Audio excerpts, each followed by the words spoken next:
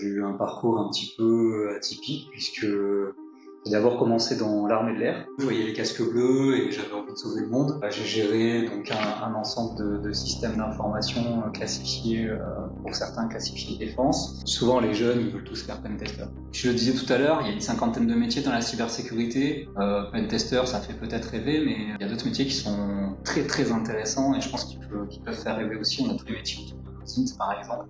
Parce que vous allez avoir une certification, que vous êtes un expert. Pour un débutant, à quoi sert l'analyse de risque dans la sécurité informatique? Avant de commencer ce podcast, n'oublie pas de t'abonner à la chaîne. Je partage quelques astuces sur la cybersécurité et les technologies, précisément l'actualité, les sujets techniques, les documentaires et les interviews. Plus de 70% des gens qui me suivent ne sont pas abonnés. C'est grâce à ton soutien que YouTube va pousser la vidéo à d'autres personnes qui sont intéressées par la cybersécurité et les technologies. Bonjour Anthony, bienvenue sur la chaîne. Bonjour Michel, merci de m'accueillir. Ouais, j'espère que tu vas bien. Est-ce que tu peux te présenter à nos abonnés? Oui, alors donc Anthony Duplantier, je suis actuellement dirigeant de la société Cyberéthique qui est spécialisée sur la gouvernance, la gestion des risques et la conformité autour de la cybersécurité. Avant ça, j'ai eu un parcours un petit peu atypique puisque j'ai d'abord commencé dans l'armée de l'air. Je suis rentré très jeune dans l'armée de l'air, à 16 ans. J'étais d'abord avionique, donc électronicien sur avion. Et puis de fil en aiguille, j'ai évolué, je suis devenu officier informaticien. J'ai géré donc un ensemble de systèmes d'information classifiés, pour certains classifiés défense. Et puis petit à petit, spécialisé en cybersécurité. Donc j'ai quitté l'armée il y a maintenant 6 ans. Je suis rentré dans une société, une ESN, une entreprise de services numériques, donc une société de conseil pour les entreprises, où j'ai développé un pôle cybersécurité. Donc j'ai managé jusqu'à une vingtaine de consultants autour de la cybersécurité. Et là, depuis quelques mois, j'ai créé ma propre entreprise avec mon associé, donc autour de la gouvernance. Voilà. Ok, très bien. Donc tu disais que tu as fait un peu d'électronique. Pourquoi tu avais choisi l'électronique à l'époque? Ben en fait, ça s'est fait un peu par hasard. Pour le coup, j'ai pas vraiment choisi l'électronique. Moi, j'ai choisi l'armée parce que j'étais un peu idéaliste. Moi, j'étais ado dans les années 90, à l'époque de la guerre au Kosovo. Je voyais les casques bleus et j'avais envie de sauver le monde. Donc, je me suis dit, waouh, l'armée, ça va être ça, quoi. Et puis, bon, ben en fait, il y a quand même plein de choses dans l'armée. On fait pas que ça. Il faut aussi apprendre une spécialité. Et donc, je suis rentré dans l'armée de l'air parce que à cet âge-là, c'est la seule qui proposait un recrutement, donc par voie de concours. À partir de 16 ans, c'est un concours, il faut avoir suivi une seconde. Voilà, je fais un peu de pub pour ceux qui voudraient rentrer dans l'armée de l'air. Et puis là, bah, voilà, j'avais le choix entre quelques spécialités, donc plutôt techniques. Et donc dans celle qui était proposée, c'est l'électronique qui m'intéressait le plus. Donc voilà, je suis parti vers l'électronique. Et après, avec une spécialisation en électronique aéronautique, donc avionique. Voilà. Ok. Donc tu as fait la partie informatique quand tu es entré dans l'armée. À 16 ans, quand tu es entré, c'était directement informatique ou tu avais une partie, tu avais autre chose avant de faire l'informatique? L'électronique, pardon. Eh ben non, en fait, puisque pendant 8 ans, en fait, moi, quand je suis rentré dans l'armée de l'air, bah, j'étais en première, donc en première générale. Donc voilà, je connaissais pas grand-chose, j'avais pas de métier encore de spécialisation. Donc voilà, par opportunité, du coup, je suis rentré dans l'électronique embarquée. Et puis au bout de 8 ans, j'ai voulu évoluer au sein de l'armée de l'air. Donc je passe un concours d'officier que j'ai réussi. Et là, en passant ce concours, je perdais ma spécialité puisque des électroniciens en tant qu'officier, ça n'existe pas. Et donc on m'a proposé la spécialisation informatique. Alors, c'était pas tout à fait éloigné de mon métier parce qu'aujourd'hui, l'électronique embarquée sur avion, il y a quand même de notions d'informatique. Tout maintenant est informatisé. Donc il y a beaucoup de notions d'informatique. Mais bon, j'étais encore loin d'être un spécialiste de l'informatique. Ok. Et quels sont les conseils que toi tu donneras à quelqu'un, à un électronicien qui souhaite se lancer dans la cybersécurité? Eh ben, je dirais que bon, déjà, peut s'appuyer. Enfin, il y a des choses qui sont assez similaires quand même entre l'électronique et l'informatique. Déjà, la méthodologie, il y a une espèce de logique en informatique et en électronique qui sont assez communes. Hein, la recherche de panne, par exemple, voilà, la recherche d'événements, comment les choses se font. C'est ce qu'on retrouve de manière générale en informatique et de surcroît en cybersécurité, où il faut avoir un bon esprit d'analyse. Donc bien comprendre les différentes choses, comment les différents éléments s'imbriquent entre eux, fonctionnent et interagissent entre eux, et pouvoir en déduire justement des choses. C'est un petit peu ce qu'on fait dans beaucoup de domaines de la cybersécurité, et donc qui se retrouve aussi en électronique. Le conseil que je donnerais, mais c'est un conseil plutôt généraliste, hein, qui ne va pas s'adresser forcément à des électroniciens, mais d'être curieux, de beaucoup suivre l'actualité, de s'intéresser à tout, de prendre aussi de la hauteur sur les choses, essayer de comprendre peut-être sur un fait d'actualité, une attaque comme France Travail récemment, essayer de prendre un peu de hauteur et de comprendre ce qui s'est passé, pourquoi ça s'est passé comme ça, et quelles ont été les lacunes peut-être, les mécanismes qu'on aurait pu mettre en place pour éviter ça. Voilà, c'est un peu ça le conseil que je donnerais. Identifier peut-être la bonne formation. Déjà, en fait, il y a plus de 50 métiers dans la cybersécurité. Donc, quand on veut se lancer dedans, il faut déjà avoir une idée de ce qu'on veut faire exactement. Donc, avoir une bonne connaissance de l'ensemble des métiers. Donc, c'est intéressant d'aller sur des forums, d'aller sur des sites, de suivre aussi peut-être des podcasts ou des vidéos telles que tu les proposes. C'est intéressant pour s'acculturer un petit peu. Et puis, une fois qu'on a à peu près cerné ce qu'on veut faire, à essayer d'identifier les bonnes formations qui vont nous permettre d'arriver à l'objectif. Ok, très bien. Tu proposes également des services d'analyse de risque. Pour un débutant, à quoi sert l'analyse de risque dans la sécurité informatique? À quoi sert l'analyse de risque? L'analyse de risque, en fait, dans une démarche de sécurité, pour moi, c'est la base de tout. C'est-à-dire que on parle beaucoup, alors surtout les jeunes que je reçois en entretien ou que j'ai en cours, parce que je donne également des cours à l'université de Montpellier et dans des écoles d'ingénieurs. Souvent, les jeunes, ils veulent tous faire pentester. Voilà, parce que ça fait rêver, parce qu'on a l'image du hacker, voilà, c'est ça. On a l'image du hacker, voilà, c'est fun. Très bien. Mais en fait, pourquoi une entreprise va mandater un pentest? On va mener un pentest sur un système parce qu'on a identifié que ce système est critique et donc qui peut avoir un impact particulier sur notre activité. Et c'est pour ça qu'on va mener un pentest pour identifier des failles et les corriger. Mais avant d'avoir cette réflexion-là, il faut avoir eu une première réflexion en amont de se dire, ok, dans mon organisation, qu'est-ce qui est critique? Et ce qui est critique, quels sont les événements qui pourraient survenir et qui pourraient impacter mon activité?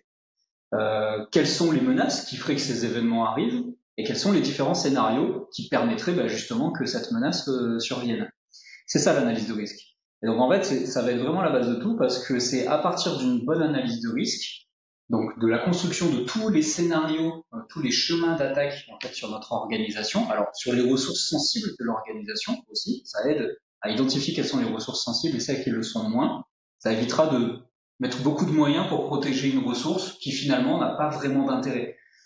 Voilà, ça va permettre ça. Une fois qu'on a identifié tout ça, on va pouvoir déterminer des mesures de sécurité qui vont être vraiment adaptées au risque et pas uniquement des mesures de sécurité qui sont un peu généralistes. On retrouve en fait, par exemple, on parle souvent des guides de l'ANSSI, de la guide de bonne d'hygiène informatique de l'ANSSI en 12 étapes. C'est très bien, c'est très très bien. Il faut appliquer ces 12 règles. Il y a pas de débat là-dessus. Par contre, ce sont des règles qui sont généralistes. Et donc parfois, certaines règles ne seront pas adaptées pour une organisation parce que le contexte ne s'y prête pas, parce qu'elle ne va pas avoir forcément les ressources et les moyens nécessaires pour le faire, ou peut-être parce que elle a une activité qui est tellement spécifique qu'en fait, il faudrait d'autres choses, d'autres mesures bien particulières pour pouvoir lui assurer un niveau de sécurité qui soit convenable. Et c'est à ça que l'analyse de risque répond en fait. Donc c'est vraiment la base de tout. D'abord, on fait une analyse de risque. Et à partir de là, on peut du coup poser une stratégie de sécurité qui soit efficace et en déduire des mesures qui seront pertinentes et adaptées à l'organisation.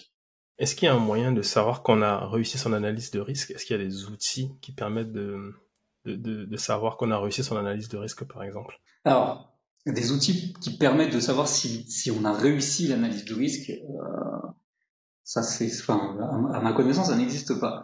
On va avoir des outils qui vont nous aider à mener une analyse de risque. Alors parce qu'il existe beaucoup de méthodologies d'analyse de risque en France.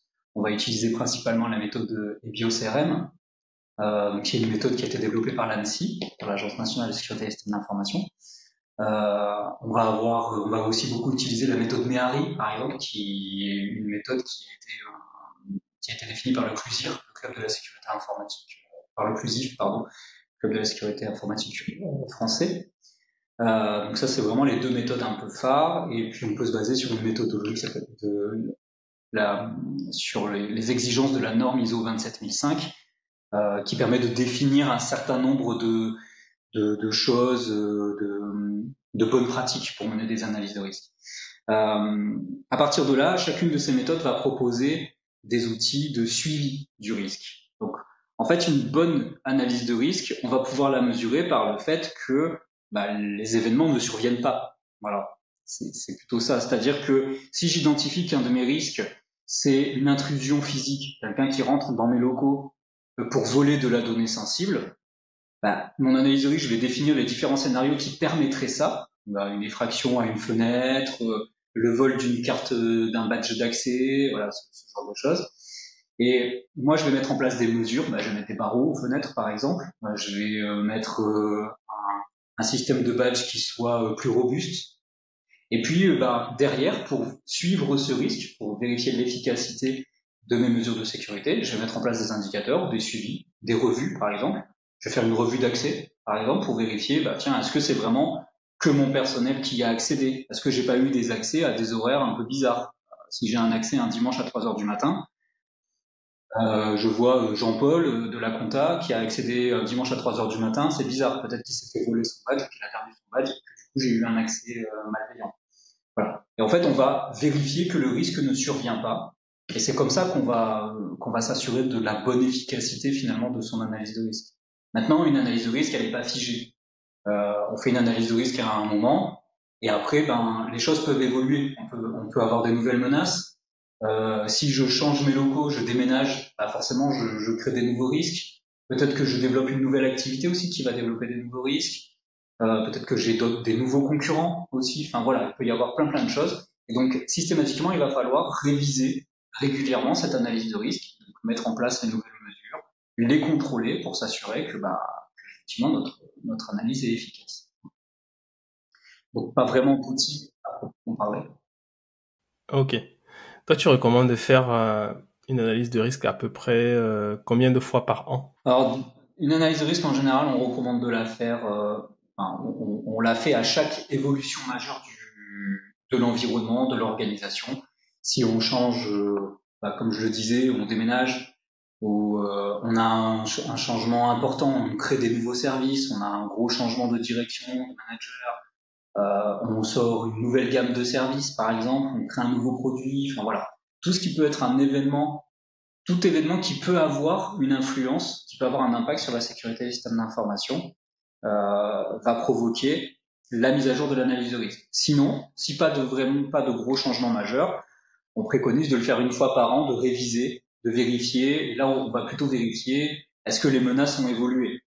On peut se baser par exemple sur le panorama de l'ANSSI. Tous les ans, l'ANSSI sort un panorama des cybercriminalités et on va retrouver quelles sont les menaces les plus présentes. Voilà, en 2023 par exemple, c'est l'espionnage qui est le premier. Et du coup, je vais réviser mon analyse et je vais me dire tiens, est-ce que la menace de l'espionnage c'est quelque chose qui pèse sur mon organisation? Voilà. Peut-être que l'année prochaine, ce sera une autre menace, une nouvelle menace avec l'intelligence artificielle par exemple. On a des nouvelles menaces, voilà, on les prend en compte. Voilà, ça va être ça un petit peu la fréquence de révision. On peut mener aussi des analyses de risque quand on crée une nouvelle relation avec un sous-traitant, un fournisseur, un prestataire. Voilà, je vais pour faire mon métier, j'ai besoin d'un logiciel en particulier, donc j'ai besoin d'héberger mes données quelque part chez un prestataire, chez un hébergeur. eh ben, je vais mener une analyse de risque sur cette relation. Est-ce que le fait que j'héberge mes données chez Amazon, Azure, OVH, etc., provoque des risques ou pas sur la sécurité de mes systèmes d'information? Ok, c'est très clair. On va parler maintenant de PSSI. Quel est le rôle d'une PSSI? Alors, le rôle d'une PSSI, une fois qu'on a mené notre analyse de risque, on a identifié contre quoi on veut se protéger. Et donc, quelle stratégie de sécurité on va mettre en place. La PSSI, elle représente un petit peu elle va porter cette stratégie. C'est-à-dire que si je reprends mon exemple de, moi, j'ai identifié dans mes risques que, comme mes bureaux sont dans une rue très passante et que j'héberge des données très sensibles de mes clients, potentiellement, on peut vouloir faire une intrusion physique pour me voler mes données. Donc ça, c'est un risque que j'ai identifié. Donc je vais définir dans mon analyse de risque différentes mesures de sécurité pour contrer ça.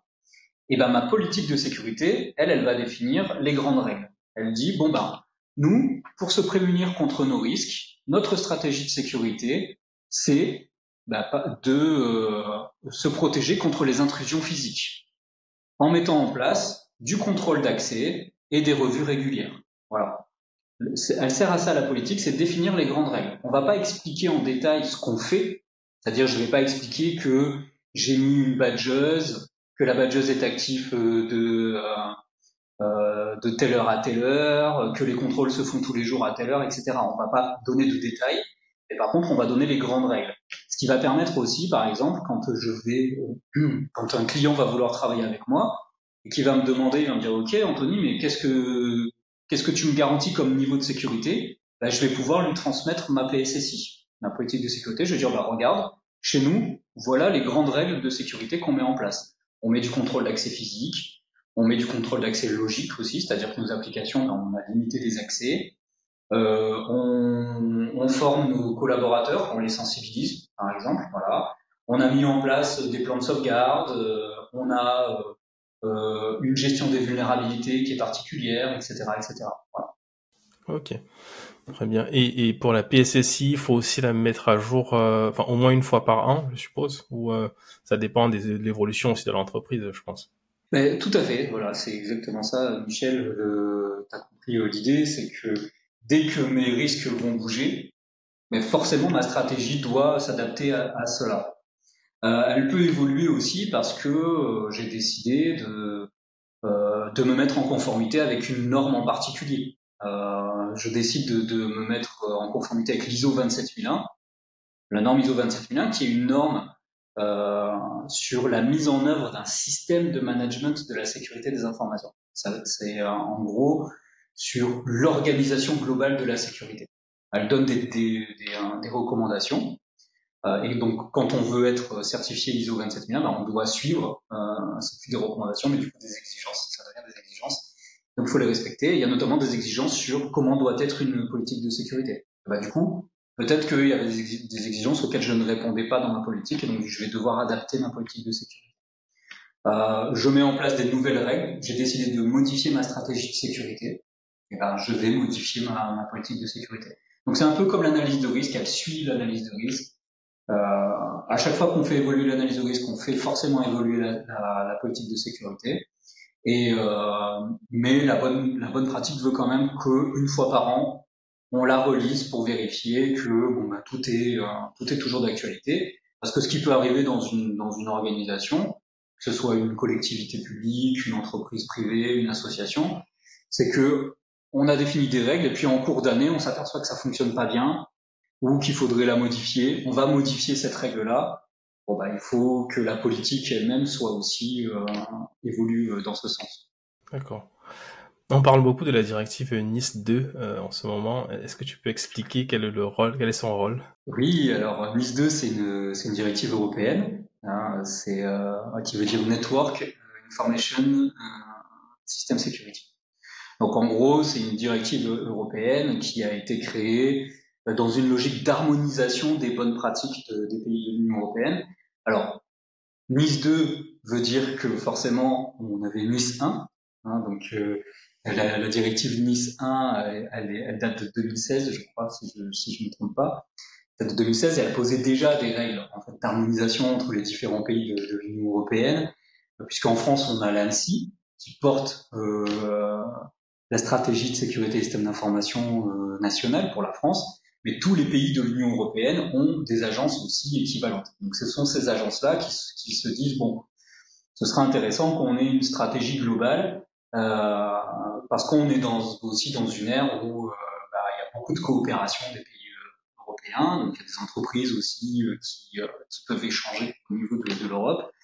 Et donc la problématique, c'est que en France, on avait certaines exigences en termes de sécurité, mais en Allemagne, on avait d'autres exigences en termes de sécurité qui sont pas forcément les mêmes, et puis en Italie aussi, etc., etc.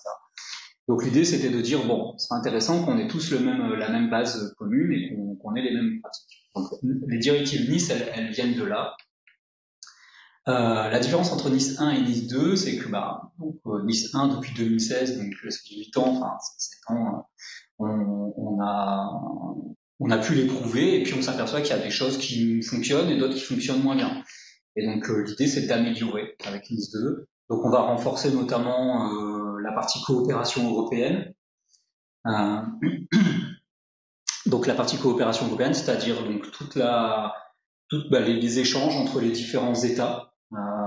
Donc il y a tout un réseau, justement de partage des informations, des vulnérabilités par exemple. Quand une agence découvre des nouvelles vulnérabilités, elle va les transférer aux autres. De partage des informations sur les incidents de sécurité aussi. Voilà, nous on a été victime on a traité cet incident-là. Voilà comment on l'a géré. On partage ces informations. Ça permet de faire grandir un peu tout le monde aussi. Voilà. Et puis aussi, elle va apporter des règles aussi un peu plus fortes sur la sécurisation des entreprises qu'on appelle d'importance, les entreprises essentielles, les entités essentielles, les entités importantes. Là où avant, en fait, dans Nice 1, on appelait ça des opérateurs de services essentiels et des fournisseurs de services essentiels. De services numériques, pardon.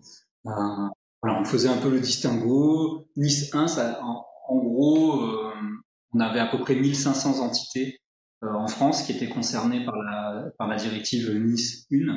Donc, principalement dans des secteurs quand même assez stratégiques comme l'énergie, par exemple, l'énergie ou la finance. Avec Nice 2, c'est environ 15 000 entités qui sont concernées. Donc, on fait x10 parce qu'on a élargi le spectre. Il y a des nouvelles organisations qui sont prises en compte, comme la collecte des déchets, par exemple, le traitement des eaux usées, voilà, des choses comme ça. Donc beaucoup plus d'entités qui sont prises en compte. Et donc on demande donc à ces entités qu'elles respectent un certain nombre d'exigences, notamment sur tout ce qui va être gestion des vulnérabilités, sur tout ce qui va être plan de résilience, c'est-à-dire comment on répond à un incident de cybersécurité. Voilà, on demande aux entreprises d'avoir des capacités de continuité, de reprise d'activité. Voilà. Et puis aussi toujours ce volet de communication, de coopération via ce qu'on appelle des CSIRT, par exemple. Donc les CSIRT qui sont les centres de réponse à incidents, qui vont aider justement les entreprises, les collectivités, etc. lorsqu'elles ont des incidents de sécurité. Donc voilà, Nice 2, c'est un gros sujet. Mais pour terminer cette parenthèse-là, la directive donc a été publiée l'année dernière, en 2023, et donc chaque État doit transposer cette directive, parce qu'il y aura toujours des spécificités dans chaque État, et donc on attend la transposition nationale pour la France en octobre de cette année. Donc, voilà, on est très impatients. D'accord. Ok. Je reviens un peu sur l'analyse de risque. Est-ce que quelle est la durée moyenne pour faire une analyse de risque?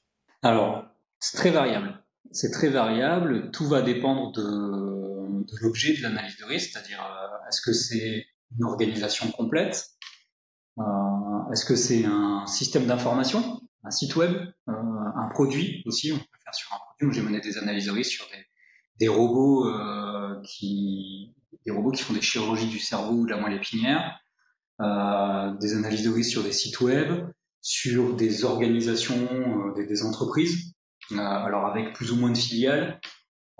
sur des systèmes d'information.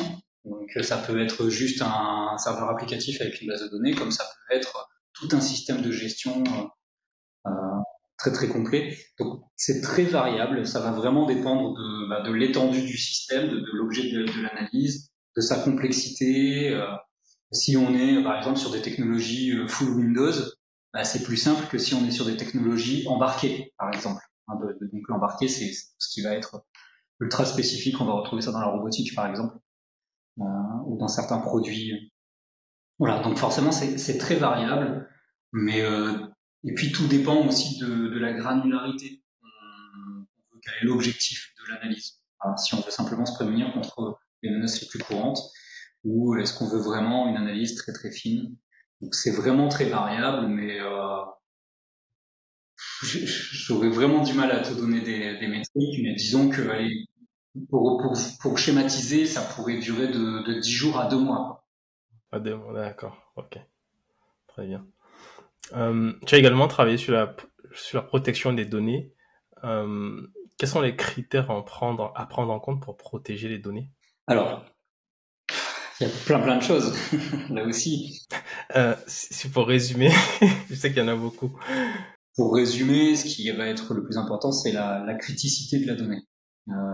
Donc la criticité, ce qu'on entend par criticité, c'est l'impact. Finalement, en fait, il faut réfléchir comme ça. Qu'est-ce que ça impliquerait si cette donnée était corrompue? Si la donnée était diffusée publiquement, par exemple, si je la perdais, ou si elle était modifiée.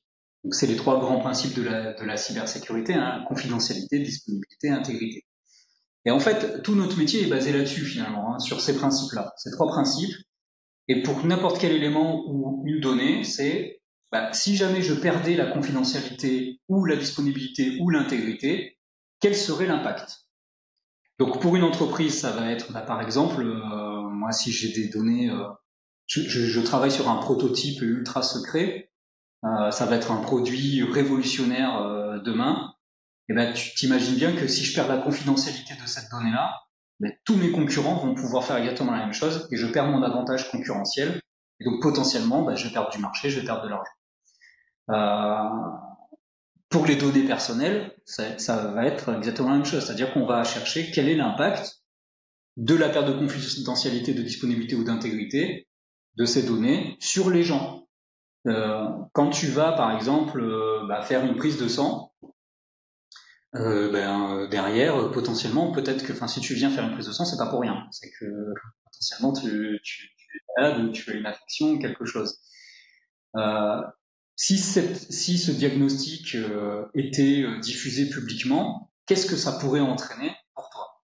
En fonction, ça pourrait peut-être avoir une influence sur ta vie familiale. Peut-être que t'as pas envie que dans ton cercle familial, on sache que tu as une maladie ou un problème de santé.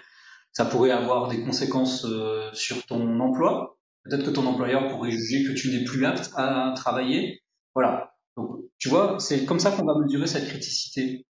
C'est quel est l'impact que l'atteinte à ces données pourrait avoir sur la personne si on est sur des données personnelles, sur l'entreprise ou sur la collectivité publique si on est sur une organisation professionnelle.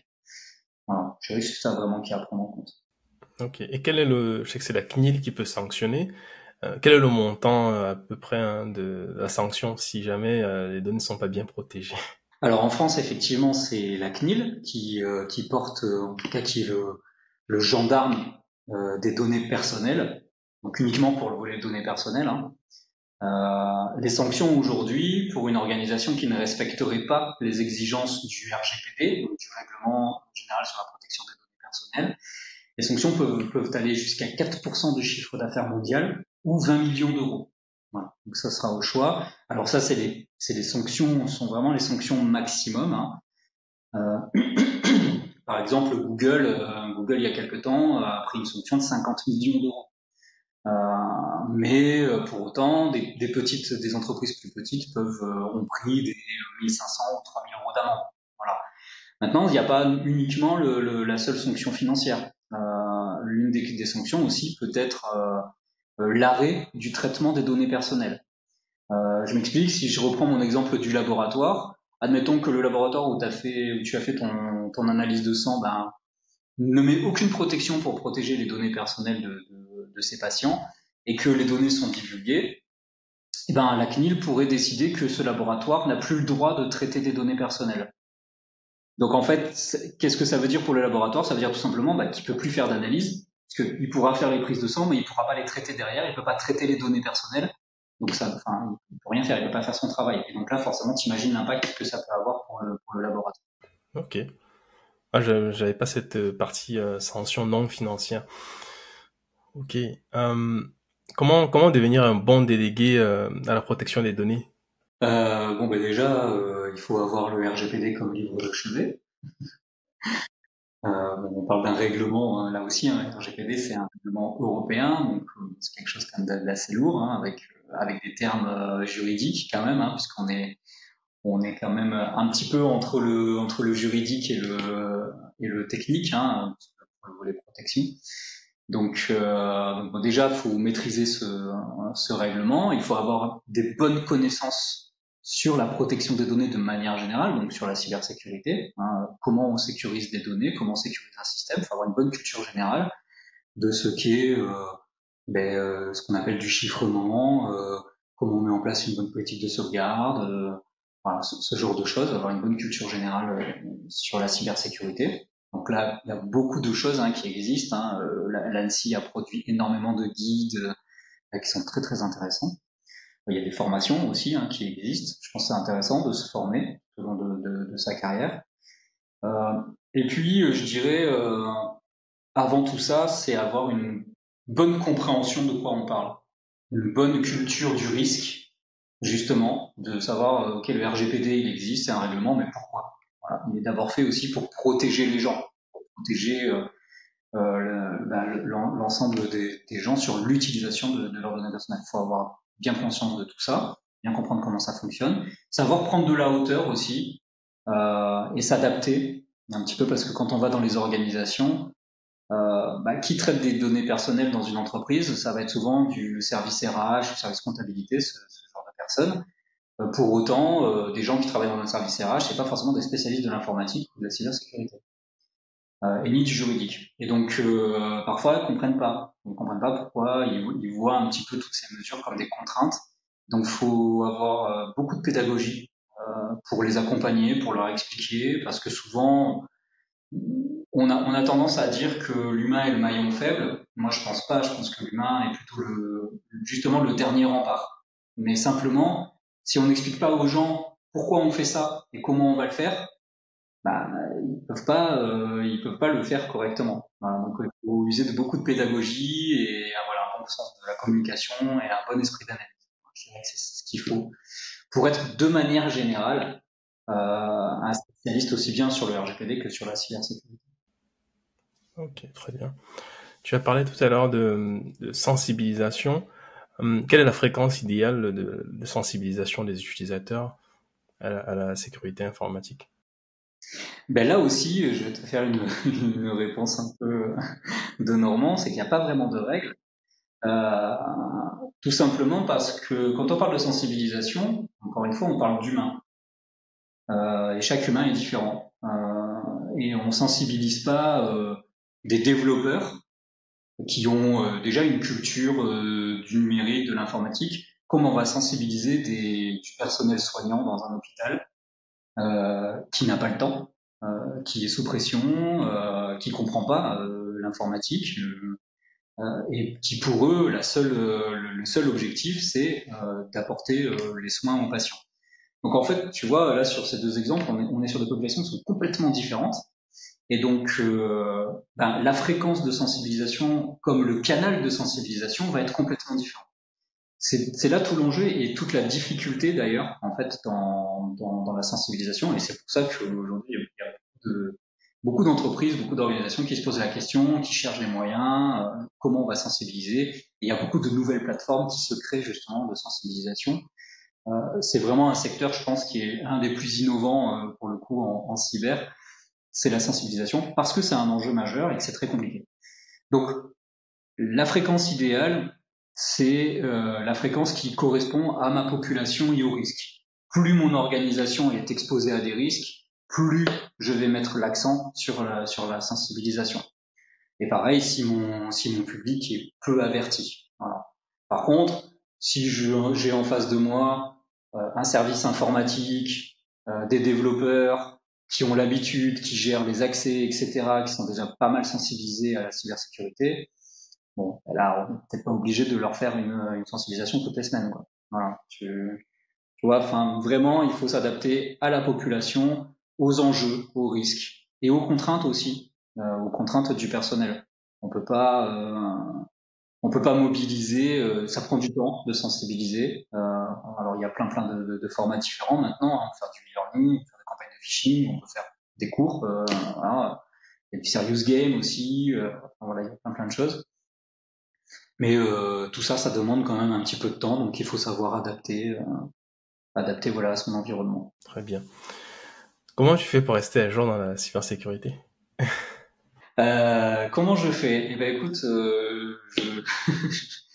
je pense que je dois passer à peu près la moitié de mon temps sur les réseaux, à lire des actualités, à aller à des événements, à discuter, à échanger aussi avec des confrères. Je passe beaucoup de temps à parler et à lire. Parce que c'est important de se tenir à jour, parce que c'est un monde qui évolue très vite. Et c'est un milieu où il y a énormément d'informations, il y a beaucoup de choses.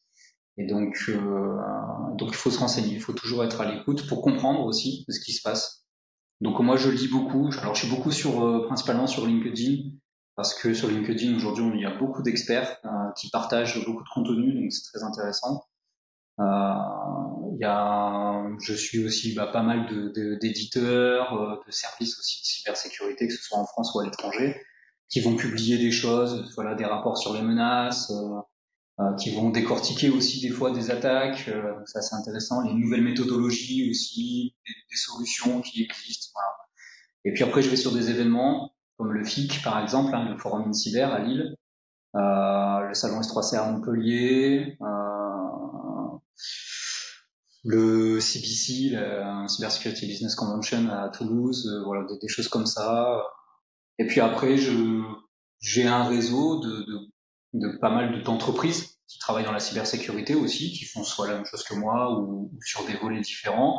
Et on se rencontre très souvent. On fait des déjeuners ensemble, ou on va à des séminaires ou des conférences. Ça nous permet de se rencontrer et d'échanger, de dire tiens, toi tu fais quoi, t'as développé ça aussi, c'est nouveau. Voilà, c'est très enrichissant de discuter avec ces gens. Et puis après, je suis aussi dans des associations, je suis beaucoup toutes les publications du Clusif, donc que j'ai évoqué tout à l'heure. Donc moi, je suis adhérent au Clusir, du coup, qui est l'émanation régionale, Clusir Occitanie. Voilà, donc tous les mois, il y a des afterwork où il y a un sujet qui est présenté. Donc, là aussi, ça permet de se maintenir en veille et puis de discuter aussi avec nos pairs. Le CEF6 aussi, je suis pas mal le CEF6, ça les femmes de la cybersécurité. Women for Cyber aussi, enfin voilà, il y a il y a tout un écosystème, les rapports du CESIN. Voilà. Il y a vraiment, il faut être curieux, quoi. Il faut être vraiment curieux. Ouais, c'est vrai.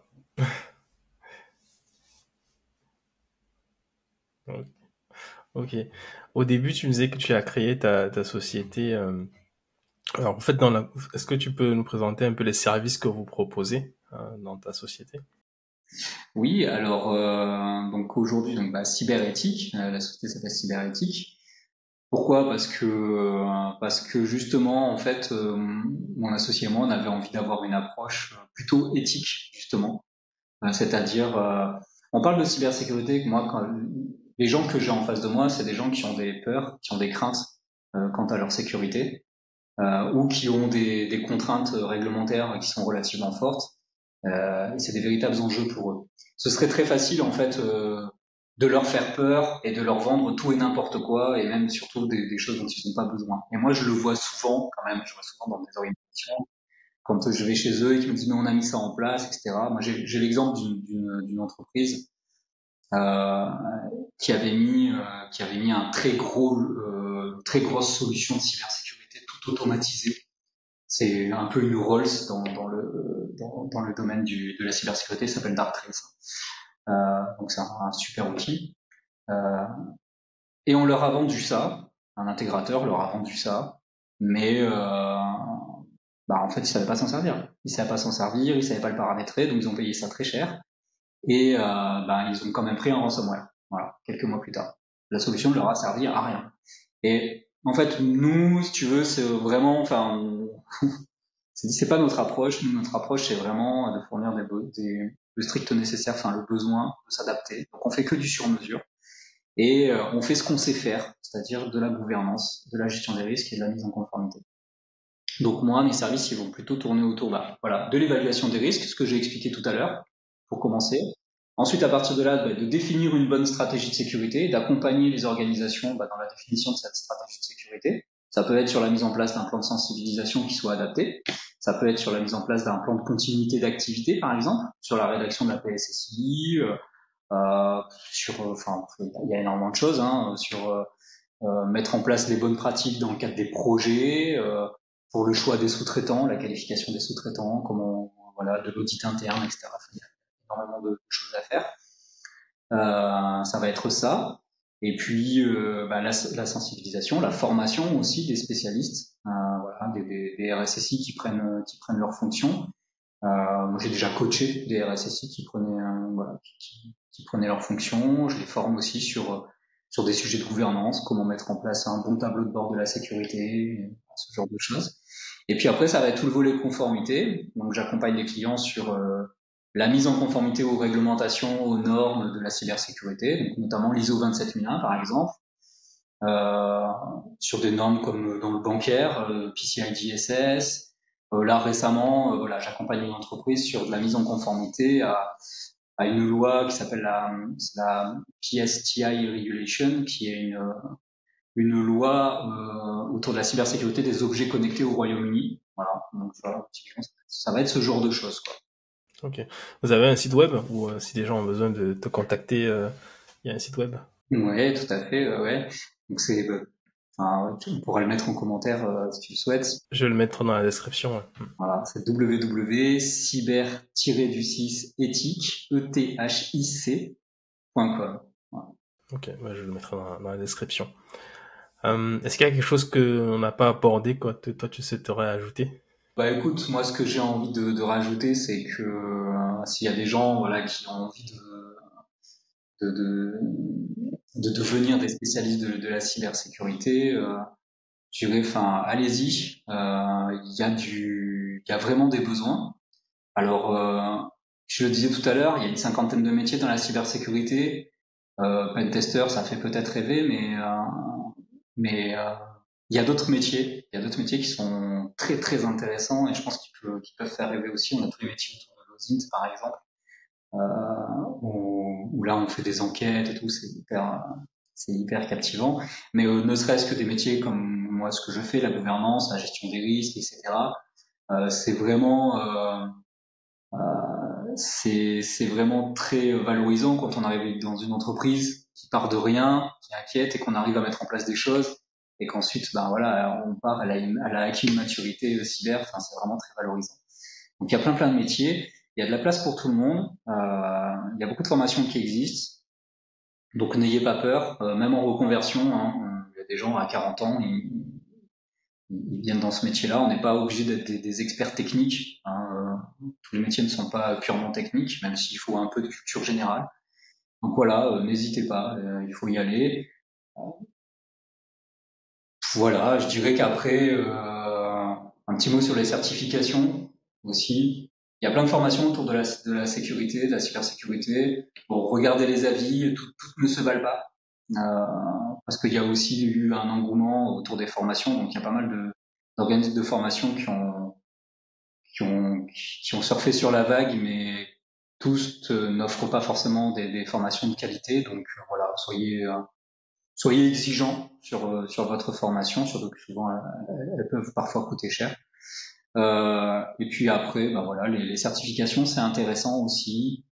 C'est intéressant sur des profils juniors, sur des jeunes, ça permet de crédibiliser un petit peu, mais ça fait pas tout. C'est pas parce que vous allez avoir une certification que vous êtes un expert. Voilà, ça fait pas tout. Et puis je dirais le dernier point, c'est soyez humble. Moi, j'ai beaucoup de jeunes qui sortent d'école, qui postulent dans les boîtes avec des diplômes très pompeux, comme expert des systèmes d'information. Moi, je me considère pas comme un expert parce que en fait, ça évolue tellement vite qu'on peut pas être expert. Pas possible puisque ça change tout le temps. Donc, il faut tout le temps se former, tout le temps apprendre. Donc, soyez humble. Soyez humble. Enfin, il y a plein de choses à apprendre. Mais si vous avez envie, vous avez l'énergie, l'envie, l'ambition, voilà, enfin, vous allez vous régaler. Ouais, je suis d'accord, surtout sur la partie aussi métier, parce que je sais que beaucoup de jeunes diplômés veulent tous faire pentester. Et moi, je dis à chaque fois, il n'y a pas que le pentest, il y a une bonne vingtaine de métiers qui peuvent t'intéresser, quoi. Est-ce que tu as un livre à recommander sur la cybersécurité? Eh ben, écoute, moi, je lis plutôt des romans, tu vois, pour la partie cyber, c'est plutôt en ligne. Voilà, je suis de cette génération un peu numérique. J'avais un livre, effectivement, à te recommander, mais je crois que Lucie, qui est passée avant moi, l'a déjà recommandé. C'est Je ne porte pas de sweat à capuche, mais je travaille dans la cybersécurité, le livre du CEF6, du service des fonds de la cybersécurité. Voilà, je recommandais parce que moi je suis très impliqué sur la place des femmes dans la cyber, et je suis assez proche de pas mal de personnes de CEF6. Donc je trouve que leurs publications sont très très bien. Ils ont sorti 2 livres, donc voilà, je les conseillerais effectivement comme l'avait précisé Lucie, ce sont des témoignages de femmes dans la cybersécurité. J'ai pas mal de mes amis qui sont dans le 2e livre justement, donc voilà, je peux le recommander et voilà et peut-être que je participerai à l'écriture du 3e, donc on verra, c'est dans les cartons. Voilà. Mais après, je recommanderais plutôt voilà de suivre sur LinkedIn, voilà de suivre. Il y a des personnalités, il y a des experts dans le domaine. Alors j'en citerai pas parce qu'il y en a tellement. Mais allez sur LinkedIn et puis là, pour prendre de l'information, je pense que c'est le top. Ok. Et pour finir, est-ce que tu as une citation préférée? J'en ai 2. Écoute, je dirais, j'aime bien que la sagesse n'attend pas le nombre des années. Il faut pas croire que parce qu'on est vieux et beaucoup d'expérience, on est forcément meilleur qu'un jeune qui sort d'école. Moi, j'ai connu des gens expérimentés pas très bons, ou en tout cas qui avaient encore une grande marge de progression. Et j'ai connu des tout jeunes qui étaient exceptionnels. Hier encore, j'étais en jury pour des Master 1 en cybersécurité et j'étais impressionné par le niveau des jeunes que j'avais devant moi et ça m'a plutôt rassuré sur l'avenir, quoi, parce qu'il y a des belles pépites qui vont arriver là bientôt sur le marché, donc c'est cool. Et puis la 2e citation, c'est une citation de Walt Disney. If you can dream it, you can do it. Voilà, si vous pouvez le rêver, vous pouvez le faire. En fait, on peut tout faire. Il faut simplement, à un moment donné, se donner les moyens, se dire, ok, si c'est ça mon objectif, de quoi j'ai besoin pour y aller, et puis allez-y, en fait. Enfin, je crois que dans la vie, on est souvent son propre frein. Donc, voilà, pas de limite. Très bien. Merci beaucoup, Anthony, d'être passé. Mais je t'en prie, Michel, merci à toi pour cette invitation. Avec grand plaisir. Merci beaucoup et à bientôt. À très bientôt. Salut.